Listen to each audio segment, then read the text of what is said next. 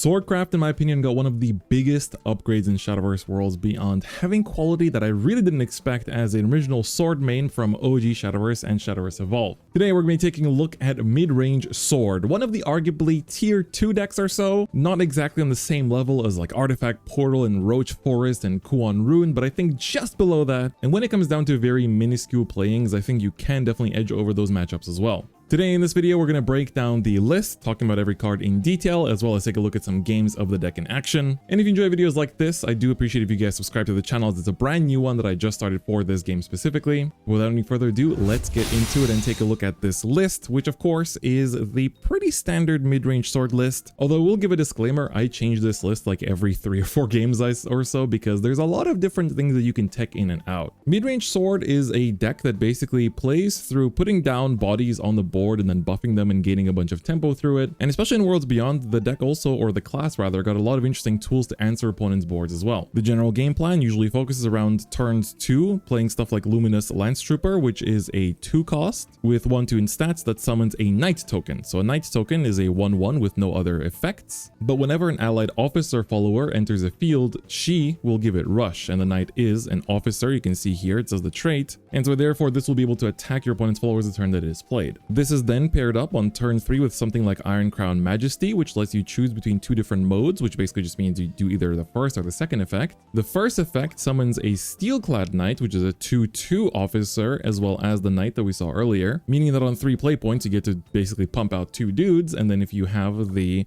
Luminous Lance Trooper from earlier, then they will also be able to attack the turn they're played. The other mode allows you to choose all of your allied followers and give them +1/+1. So when you have a board that is like of 3, 4, or 5 dudes on it already, you can give +1/+1 to everyone, and sometimes that will be enough to win you the game as well. So this card is both good in the early game because it presents a board, but also good in the late game because it can buff your existing board and make it hard to answer for your opponent. The best play going second turn 4 is Zirconia Iron Crown Ward. She is just a vanilla 4-cost 4/4, but when you evolve her, she summons 2 copies of the Knight token and gives all other allied followers in the field +1/+1. So she herself is a 6/6 just from evolving, but she also makes the Knights become 2/2s, and any of your board that's stuck around from the previous turns will also get buffed, which means that that damage can go to face now. So it's really important to build an early board with things like the Luminous Lance Trooper as well as the Iron Crown Majesty. Another good card for that is Royal Coachwoman. She's a 2-cost 1/2 that when she gets destroyed, her last words effect activates to summon the Knight token as well. I played things like the Bell Ringer as well as the Ruby in the slot as well, but I found that Royal Coachwoman is pretty nice because of the fact that even if she gets cleared early, she still brings out a body, which means that that is something you can buff and go face with Zirconia on turn 4 going second. On turn 5 going first, though, we have the Luminous Magus, who's a 5-cost 1/3 that summons 3 Steelclad Knights, which are the 2/2s, and then whenever an officer follower enters the field, gives it ward. So all of those 2/2s will have ward now. This card on her own is quite good because she's basically a 5-cost that creates, what, 7/9 in stats, so that's already very strong. But she also works really well when combined with one of the legendaries of the deck, which is Amelia Silver Captain. She's a 6-cost 4/4 that on fanfare draws 2 Swordcraft followers from your deck and recovers 3 play points, being effectively a 3-cost 4/4, which is very good for stats. But if you super evolve her, she'll give all other allied Swordcraft followers in the field barrier. So this barrier might not seem like much. If you don't know what it is, it basically means that when the next time that follower would take damage, it would become 0. So basically it gives like a one-time damage shield to the followers that were outside of her on the field, but they can only be Swordcraft followers. That's also where things like Ruby and the Bell Ringer are a little bit sus. But a really strong play you can do on turn 8 is play Amelia for 3 cost, and then for 5 for your remaining play points, play Luminous Magus in order to make your entire board be full of wards, and then super evolve your Amelia to give everyone barrier. Outside of things like Haven and Dragon, this is a really strong play because things like Rune, even if they have AoE damage to everything, the barrier will tank that damage the first time. In the mirror match and also against Artifact, it's also quite good because any of their damage also gets negated. Against Puppets, it's also a little bit sus because they can just Orcus Bane into everything, and then that will also pop the barrier. The barrier is strictly only against damage. So whether you commit to that play really depends on the matchup. I think it's good against Rune, it's good against Forest, it's good against the mirror. And Artifact depends on, you know, if it's not their Orcus turn, it can be pretty good too. So especially after you've seen them use Orcus twice, it can be good to just put down a board full of barriers. And then that's also why I think it's good to be quite conservative with your evolve points in this deck. Going second, going turn 4 Zirconia is really important, but generally speaking, conserving your evolve points allows you to just like outstall decks like Huon and then force them to commit their super evolves first, and then they struggle to do damage after that, and they struggle to answer your boards after that too. For our late game, we have various ways to both answer your opponent's board as well as finish off the game. So first we have Gino, 11L Axe Raider. He's a 7-cost 7/6 with rush, and he can attack 2 times per turn, and whenever he attacks, he activates the strike ability, which gives him the barrier that we talked about earlier, and summons a knight as well. So this basically means that he can attack into things that have more attack than his defense, and he won't get destroyed by that unless they have Bane. So even if your opponent has like a 9/9 on the board, you can swing into that 9/9 twice with him, and he will stay on the board while also producing 2 knights on your board. The best part is that if he survives and doesn't get destroyed, he can attack your opponent's face 2 times next turn as well. So he's really good for answering boards without committing the evolve point. That's another very important thing about Gino, is that usually in Shadowverse, if your opponent presents a big board or a tall board, you need to commit an evolve point to get the stats to get over it, but Gino allows you to do that without evolving, which is really good. But if you do super evolve him, he will ping your opponent 1 every time he attacks 2 into an enemy follower, which can be important to get to that lethal range too. Amalia is the other card, in my opinion, the best card in the deck personally. 8 cost 6/6, but on Fanfare she'll summon 4 Steelclad Knights, and whenever any allied follower enters the field, it'll get +1 attack, rush, and ward, which means that it needs to be attacked before they can attack anything else. This is good because she buffs everything. It can even be neutral cards, it can even be like non-officers, but of course just playing her will summon a bunch, like 4 3/2 ward Steelclad Knights. She's also another play you can do to clear your opponent's board without necessarily committing an evolve point, but if you do, super evolving her when they don't have a way to clear her will basically win you the game, because if she survives, next turn you can play something like an Albert, and him with Storm, he'll already be a 4/5, but you can also play him on 9 play points, and he'll activate his Enhance ability to deal 3 damage to all enemy followers and be able to attack 2 times per turn. This means that just on base, he's attacking for 6 if he attacks for twice. If you evolve him, he can attack for 10 damage, and if you super evolve him, you can attack for 12 damage to the opponent's face on the turn he's played. Technically, if he's buffed by Malia, that can also be 14 damage. That's something to also watch out for. Albert is a really good card, but it can be a little bit tricky in the current format because things like Lloyd can out him, because Lloyd just basically, you know, forces you to super evolve him and then swing into the Lloyd once before you can go to the face, so it's really only good if your opponent's really low on defense. But in other games where your opponent just like sets up a bunch of like, you know, 2 or 3 defense wards, this will board wipe your opponent and then also go to the face for 12, which can be really, really good. It can be good to save your super evolve for him, because that basically, even if you don't super evolve Albert specifically, once you're 9 play points and you have a super evolve available, your opponent will naturally be afraid of that. So they'll do their best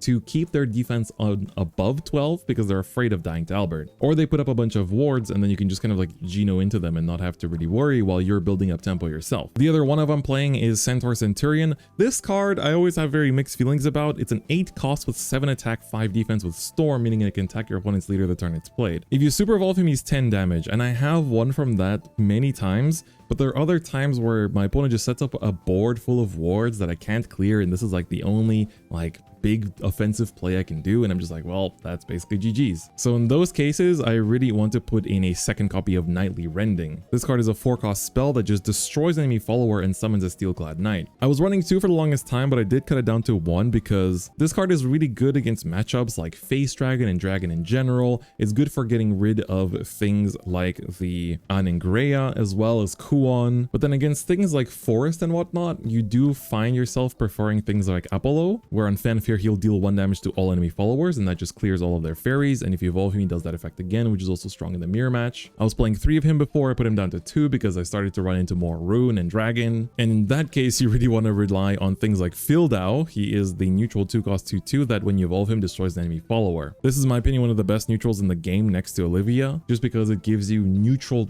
follower destruction that a lot of other decks don't have in their natural card pool, and it's also for only 2 costs, which also means that you can play Amalia on turn 10 play points and then still play Fildau, evolve the Fildau, pop a ward, and then use the other 3 2s to take out the rest of their board. Also going second, if you save your extra play point for the 10th turn, you can Fildau, evolve to pop something, and then still play Albert for 6 damage to face as well. The other thing you can do on, you know, 10 play points going second with the extra play point is using Ignominious Samurai. So she's a 2-cost 2/1 that has rush, but if you unlock super evolution, then she gets Bane. She's really good to take out your opponent's tall followers, but even in the early game, she's good to take out your opponent's like 3-2s or 2-2s just to make sure they don't build up early tempo, because you want to be the one taking that early tempo. There are some matchups where you really need to keep this for later, like Dragon, I think, and Kuon sometimes, and Orcus sometimes, because that 2-cost Bane is really, really good. And again, you can use that with Amalia, you can use that with Gino, and then with Albert as well. Again, going second, you know, 10 play points, extra play point. You take out a ward with a Bane, and then you can super evolve your Albert for 12 damage as well. So that can also be a pretty important play. The last card that helps us take out our opponent's annoying followers is Vals, another very strong card, a 3-cost 2-1 that on Fanfare deals 5 damage to an enemy follower. This 5 damage is really good, especially against Rune, because oftentimes it helps you take out their annoying like Anangrea combo, especially if they swung with the Anangrea and like took a damage, then usually that's enough for Vals to take out the rest. His Enhanced 6 allows him to get +2/+2 and ambush, which means that he basically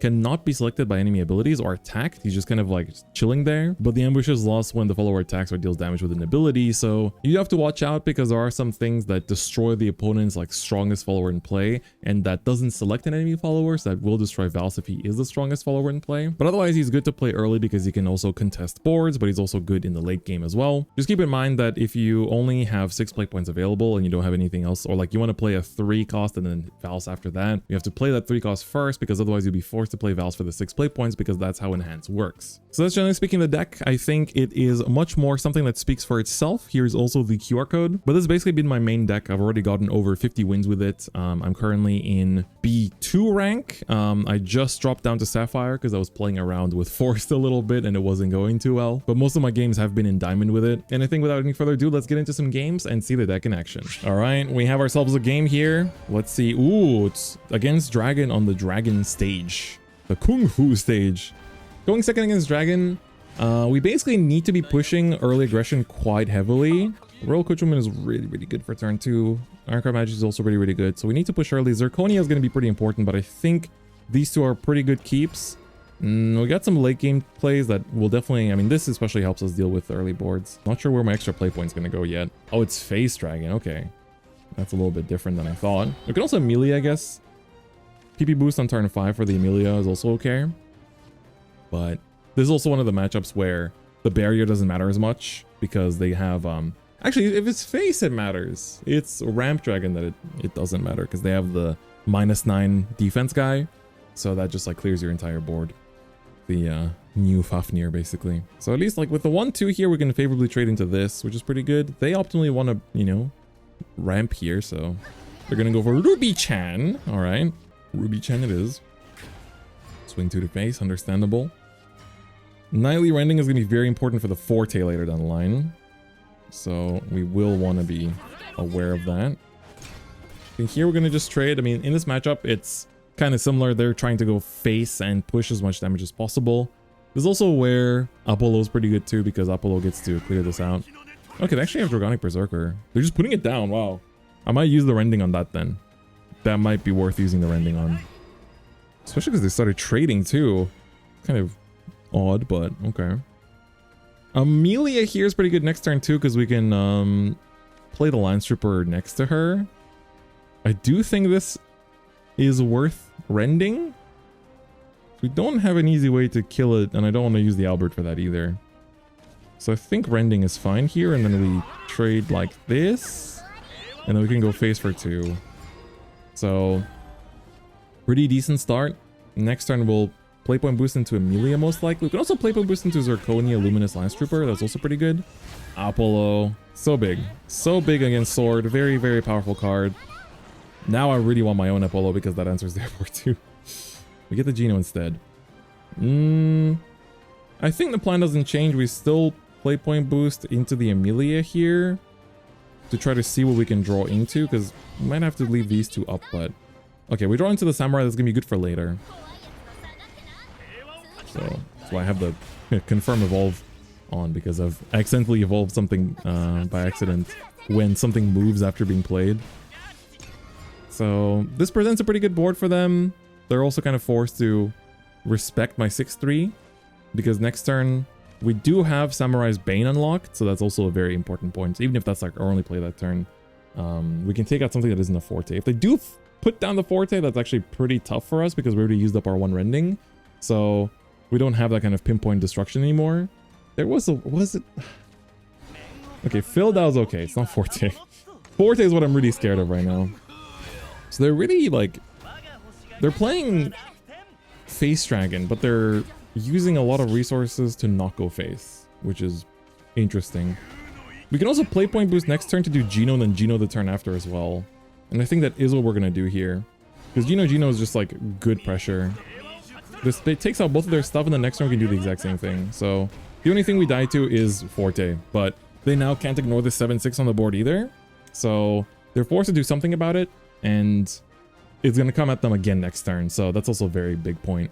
But they've been able to do this like little bits and bobs of like chip damage to me every turn. So we're already going to be down to 12 here. And if they do go for... Do they Forte face? No way, right? That's 8, but... Or are they going to trade with it? They went face? But why? This is 20 damage, you know that? This is 20 damage. This is just 20 damage Geno. Buzzoing. Buzzoing, like, hello? They just... Okay, alright. I'll take it. Thanks for the easy dub, I guess. And that's what happens when they don't respect your Geno. Definitely respect the Geno. Alright, next game. Whoa. It like skipped. It skipped a little bit of the animation, but we're against Dragon on this one as well. Let's see, going first this time, a little bit different. They can turn 2 ramp in this matchup. Oh no, my game. My game. My game crashed. Okay, I made it for the mulligan.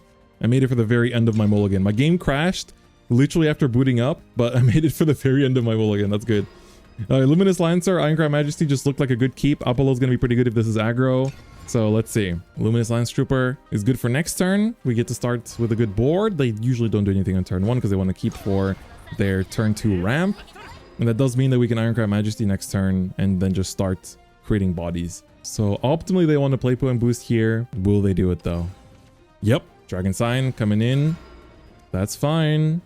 That means I can do Ironclad Majesty. Also tempting to buff with it. Especially because we're going first, we don't have a good turn 4 play. So we could Luminous Lance Trooper here instead. And then next turn, do the Majesty. Because we don't have play point boost, we don't have like a turn 4 Evo either. So Ironclad Majesty here to buff this whole board would be very good. Because they don't have an Evo, so they have more limited ways to deal with our board here. Ruby-chan! What will she do? Leah! That's not enough, I'm afraid. That is not enough, I'm afraid. This is pretty good for us. Yeah, we just go for Ironclad Majesty. We have very, very favorable trades here as well. Because we can basically trade over and force them to answer 4 things while doing good damage. That was a pretty good turn. Next turn we can Luminous Magus as well if they do like clear out this entire board, which is also quite good. So overall, good start. We managed to take advantage of the fact that Dragon is a very slow start. But now we have to not drop this ball. The most important thing is they're going to be on 7 play points next turn. They're taking out 2 things on my board this turn. It's not too bad though, even if they do. Because they're going to go down to 2 with this. And I can basically Luminous Magus, create some wards, and then keep applying some pressure. Especially the wards are going to be very important in this matchup. Oh, Albert, how you tempt me. Just push 9 damage to face this turn. Thing is, we don't have anything to back it up. If I had a second Albert in this hand, I definitely would. Because that would just be so powerful. But with this hand is not as worth. There's also a world where we trade this. Luminous Magus, make 3 wards. This Evo face is also pretty good. That's actually pretty decent. Also, Luminous Magus does get rush on everything with the Luminous Lance Trooper. So we only keep 1 ward up then that way. So that's not too great. I feel like the wards are pretty good. Turn 7, they can't take out my entire board yet, but they can go up to 8 play points. I think we're still safe because their thing is 9. I want to make an aggressive evolve decision here. Might regret this, but they've also committed an evolve point, so we're technically ahead for now. Putting them to 10 is a really nice sweet spot for me though, so especially because, I mean, they don't have the strongest plays yet. They are an overflow now, but they don't have super evolve unlocked yet either, and we're pushing really good threats. So if they don't take out this board, we also have already 11 damage presence just like this. They're going to heal 2 here, but now they're only got 4 play points to work with, so the Dragonic Warrior might come down. Just take out 2 things. Pass. 4. That's going to go up to 7 plus 6. That is game, I'm pretty sure, just from the evolve. All right. The dragon players are somehow just giving me games. That's very much appreciated, and we're winning them very quickly because dragon doesn't really do anything early. As you can see, this matchup into dragon is pretty good. We're already taking some pretty good names here. All right, we're in the lab this time. Let's see. Oh, against Forest. Forest is very Apollo heavy. This is the matchup where I want to be running 3 Apollos because it can be opening hand. That's 100% keep. Going second, Coachwoman turn 2, Apollo turn 3 is fine. We can also PP boost into Apollo if the board looks dire because they're going first. Coachwoman early is also good because she can favorably trade into the fairies, and then after that she makes the knight that can also trade into the fairies too. So I think this is okay. We definitely do want the Zirconia, but don't have it. It's not the end of the world either.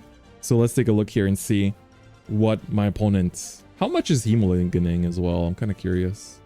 Mulligan 2. Mulligan 2, so he probably does have a turn 1 play. Yeah, has the fairy convocation. It's gonna make the 2 fairies, so... We, on the other hand, don't have anything on turn 1, so they're going to play the 2 fairies probably this turn. Is it? Nah, but then we could just PP boost Apollo next turn, then Valve if we need to take out anything too threatening. So I think it's okay to pass here. I think it's okay not to play point boost on turn 2. Like, worst case, if they just do fairy, we just Apollo to, like, prevent the board from getting out of hand. So it's like, holding the Apollo for later is also fine, but yeah, they're just playing that out. They're literally just trying to make early tempo, but we can just shut down that early tempo with Apollo, so... And if they don't respect this Apollo, like if they put down something that doesn't have rush, we can just Valse it. Apollo stays on board and we get to evolve first. Okay, Bug Alert is pretty good. That does take it out. That means we can just Royal Coachwoman this turn and then not have to worry too much about like dealing with early boards. Luminous Landstripper is tempting, but I'd rather keep it for the rush. So I'd rather just Coachwoman here. Next turn's pretty weak right now though. That's the only downside, is that we don't have Zirconia. So if we do draw into her off the top, that would be super huge, very big tempo swing in our direction, but we're gonna have to see here.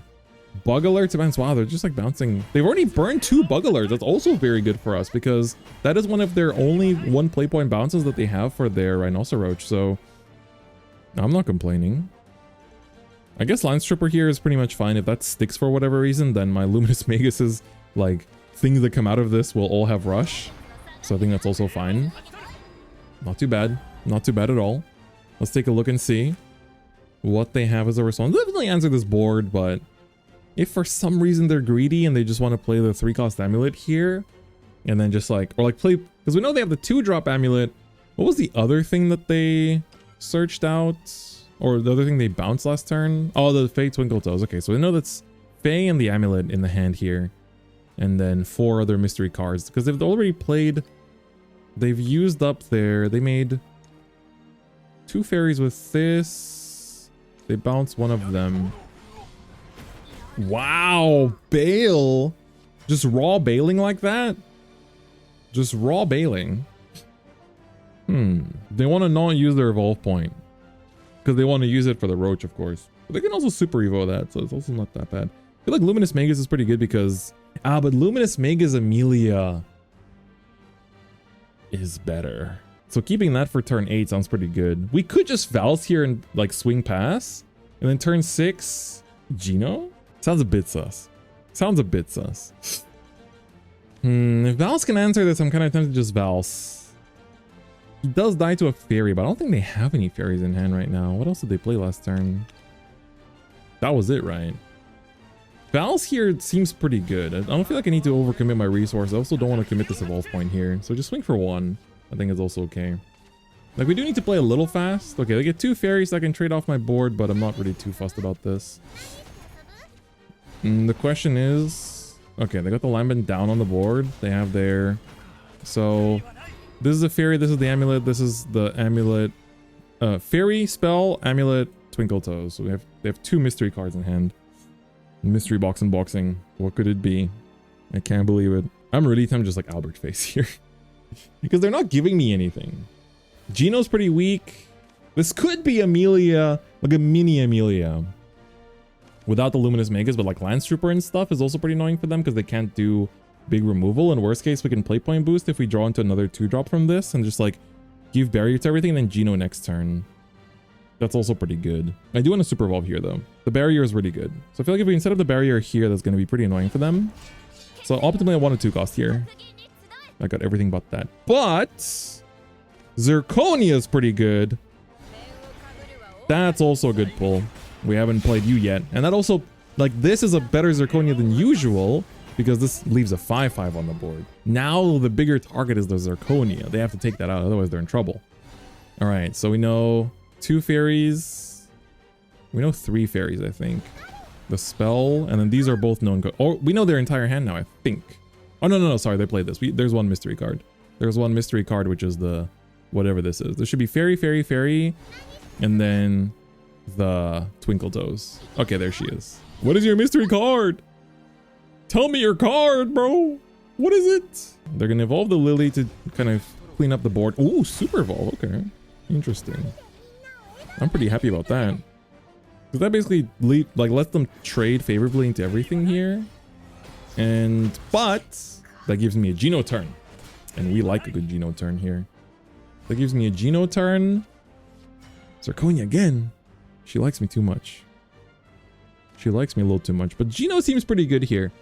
Geno seems pretty good here. Geno seems pretty good next turn as well. And then we can just start Alberting our opponents to death.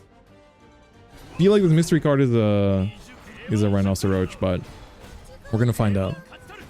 I'm really curious, but what is it? These 2 mystery cards. One of them is Roach. The other one is Arya. Okay, that makes sense. Arya, I don't mind either, though. She's a 7/7. Geno takes her out. So we just do Geno again. They're committing so many evolve points, whereas I'm just like chilling in my lane. Absolutely vibing. Alright, there's a fairy that we do know about. That's going to go to face as well. I guess it's the only sort of annoying part right now. Centaur, Centurion. Nah, we just died to Roach. We died to Roach here, unfortunately, if we ignore this board. So we do have to Geno here. The only downside is that we haven't been doing like any damage, which is kind of annoying. I'm kind of debating if like turn 9 Zirconia Luminous Magus is also pretty good. So I don't really want to play the Luminous Magus here either. So I feel like Geno, and then like, can I leave this one fairy up is the question, because their hand is a little bit limited and they can buff this thing. It's kind of annoying. So I feel like I want to evolve one of my knights here because they've used both of their super evolves now. So I feel like being wary is good. So it's going to be a bit harder for them to take out my Geno without losing something, basically. Because the strongest part of super evolve is that it gives you that, like, the invincibility for that turn. So because they don't have the invincibility, okay, we know about this heal. We don't know about that Bale. Do they not have Rhinoceros in hand? They're committing to destroy. Okay, this is fine. I mean, this is not exactly a... To me, this looks like a Luminous Mega Zirconia turn, honestly. Albert's, unfortunately, like, them being 4 defense makes this not a very Albert turn. Their hand should be like...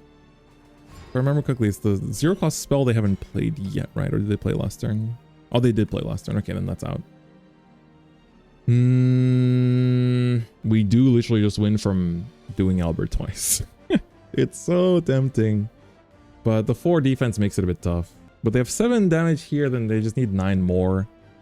But their hand is so low, I don't think they can make the plays. Is it just worth the Albert here?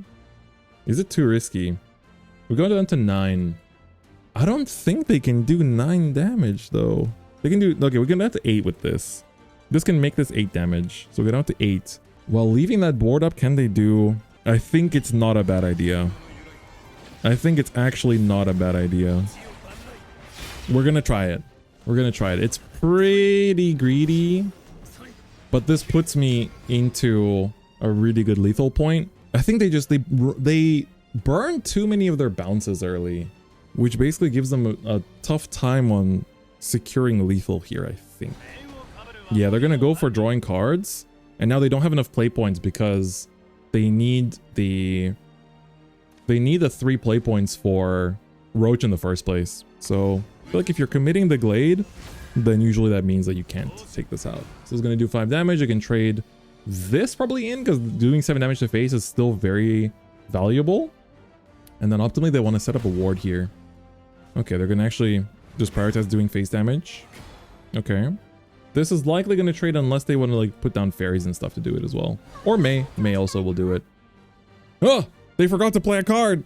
No way. You needed to play one more card. Otherwise you have to trade. Yeah, I think that had to come down first, but... Yeah, that May could have just taken it out, but... Instead it's... Okay, they got a second one. That's okay then. But... Again, the gamble worked out. Sometimes gambling on double Albert literally is just a play. Sometimes it literally is just a play where... Alright, they're gonna just surrender. The double Albert... I think when your opponent Alberts you blind like that, that usually does tell you that they have the second one in hand. So if you don't set up a ward, usually that's going to be game as well. All right, let's go for another one. See what we have here. Portal. All right. Also much more higher ranked as well. 38 on the RP side here. Let's take a look. We're going second against Portal, which means that they cannot... I mean, they can go first turn 5. What's her name again? The masked lady. The masked lady. I feel like I should know her name like my mother's by now, but unfortunately not yet. Zirconia turn 4 going second is good, especially if we can keep her at 4 defense. That's like the key in this matchup. If this is Puppet though, Apollo is pretty... Is it that good? I feel like we want to see better 3 and 2 drops. Okay, Apollo came back, so that's a sign. Apollo is a sign that we need to keep him. Also possible to Luminous on... Ooh, Luminous Lance Trooper is pretty good. So Magus would be also nice on... Wow, opponents... Oh, this is the Omen, like, throwback rotation sleeves. They're pretty nice. I didn't do a throwback rotation at all, so... Quite nice. I think we do trade here because if they play the cat generator, then Apollo clears the... They can trade into this and Apollo clears everything. So Apollo is still the answer. Yeah, oh, look, I read it. I read the whole play. Apollo clears both. Damn. All right. Bigreads.com. Pretty nice. So now it comes down to what they play here. Oh, they play Kitty again. Ah, that's so annoying. Do you know why this is so annoying?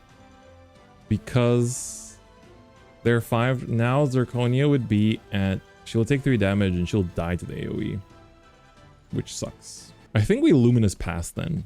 Luminous Pass is fine because, well, we don't do any damage. That also prevents this from doing anything. Is it worth though? Luminous Pass? Luminous Evolve Pass. Luminous Evolve Pass keeps the Luminous on the board herself. Yeah, Luminous Evolve Pass keeps the Luminous on the board herself. So she'll be 5. While still putting down 3 wards, which they cannot attack into. We do this. This way we protect the board. We protect the board. Oh, they're going for Ancient Cannon instead. So they're going to try to just like fuse. But even then, I think Luminous Pass was also pretty good. Just because this way they have to like hit this 3 times to like kill it. Or like, if they hit this 3 times, then it's also like, it's also fine. How many things have they generated so far? 1, 2, 3. Haha! Haha! Would you look at that? Would you look at that? I can evolve Zirconia and have full stats and do 4 damage to your face. Haha! Pretty good.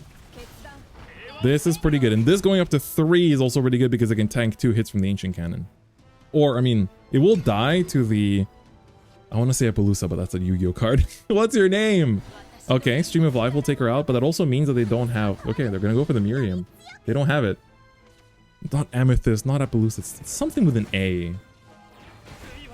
Annabelle. Among Us. What is your name? What is your name? Ooh, okay, they're going to have to... I think they're going to fuse and pray that hits the 2-2, but I wanted to hit this. Hit this. Come on. Hit the 6-4. Hit the 6-4. Hit the 6-4! Damn it. They got the trade. All right. Never lucky. Never lucky. It's just another day. This feels like Luminous Magus Pass again. Like, next turn we can Geno. We can also play point boost into Amalia. It's like, have fun dealing with these stats again. Because we know that they can only fuse their silvers together now. Stream of Life! There was, what was it called? Stream of Life? There was an opening in Bakuman. Do kids these days know Bakuman? It's one of my favorite anime / manga of all time. It's so good. Man, this makes me regret not doing throwback rotation during this format. During the Omen format. But I guess they'll run it back eventually, right? Because I didn't get GM during the original format either. This actually looks like a pretty good Amalia turn, but it's also a pretty good Gino turn. Which one is it? Traveler? Because Gino... They're gonna Orcus me next turn. Orcus can take out 4 things. Which means that if I'm swinging with 2 wards here, kind of mid. Let's be real. Whereas Amalia, we can trade into the 2 into the Lloyd, evolve the Amalia into the Orcus. So I think Gino is better here. It's pretty much uncontested. We don't mind the Gino dying to Orcus.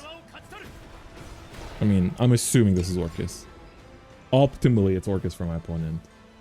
They've whiffed enough things that I'm sure they can see the Orcus on the turn they want to see it, right? Please, sir! What do you have? Bullet from beyond! That's not what we discussed. That was not in the terms and conditions.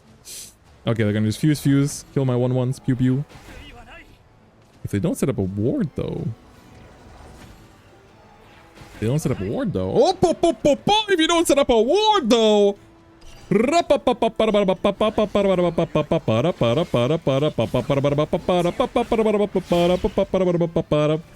Albert for 12. Yahoo! Yahoo! Alright.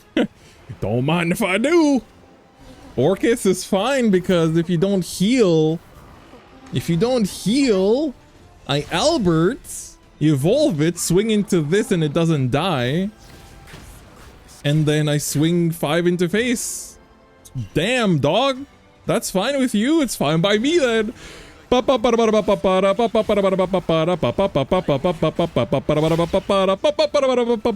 Games won with double Albert. Continues to take dubs. Thank you, Mr. Albert. You're so good. You're so good, bro. How is he so built different? I can't believe it. 4-match win streak. He's just built like that. And that has been my mid-range sword deck presentation. I think there's a lot of really cool things about the deck, and there's definitely so much more you can do. Like, I think Centaur Centurion is a card that I'm always kind of like putting in and out, and then adjusting the copies of certain cards as well. Some lists don't play Apollo, you know, certain lists don't play Rending. So it really comes down to a lot of things. I think Olivia is also a pretty good card in this too, so you could cut something like 1 Centaur Centurion, and then also like cut down like your Royal Coachwoman. It's a bit tough to do, but maybe Apollo down to 1, play 2 Olivias, then you get more, even better, like going second plays and whatnot as well for your Super Evo turns. So overall, it gives you a bit of like recover, gives you a bunch of other ways to just like bring back games as well with that chip damage that can lead into Albert as well. With that though, the QR code is up on the screen, so if you like this deck, build it and give it a try yourself. You might want to take a look at this video I made where we go over all of the beginner tips that you should be doing as a new player, and I also made a video looking at budget artifact if you want to have a nice budget start to the game as well. I'm also going to make budget sword in the future, so you get to see what building up into the sword that we introduced today looks like as well. With that though, is me for me today. Thank you so much for watching, and I'll see you guys next time. Bye bye.